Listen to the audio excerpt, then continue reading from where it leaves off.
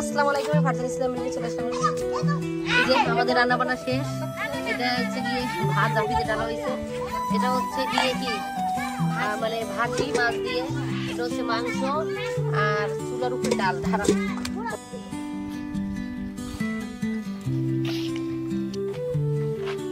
তনুরা শেষ করে বাইসে তুললে নাকি ওই ব্যানারে জানাবো।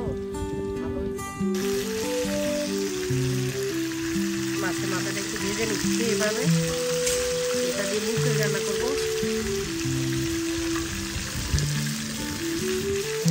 আজ আসলে প্রচুর বাতাস, তার মধ্যে এসে পিকনিক শুরু করছি।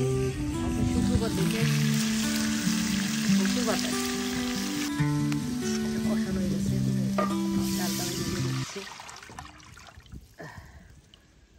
এটা হচ্ছে কি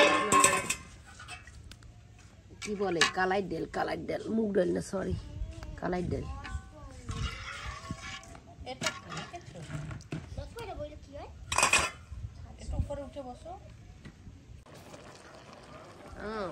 এই বাতাসে ছাদের উপরে রান্না করার মজাটাই মানে আলাদা। ধোয়া আর ধোয়া, তার মধ্যেও রান্না হচ্ছে তেলাপোকা মাছ দিয়া, মানে তেলাপুয়া মাছ দিয়া আপনার পেঁয়াজের কাই, পেঁয়াজের কলি, এটা কি বলে কি পেঁয়াজের কাই, পেঁয়াজের কলি আর আলু ভাজি করা হচ্ছে। এই যে আরে বাতাস, ঢাক ঢাক।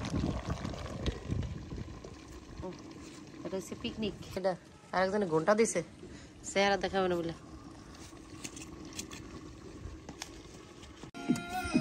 এই যে হাঁসের মাংস, মুগ ডাল দিয়ে মাছের মাথা, এই যে মাছ দিয়ে ভুনা। এই যে সবাই খেতে বসে গেছে। কে দুজন রাগ করে ওখানে যে বসে আছে কেন?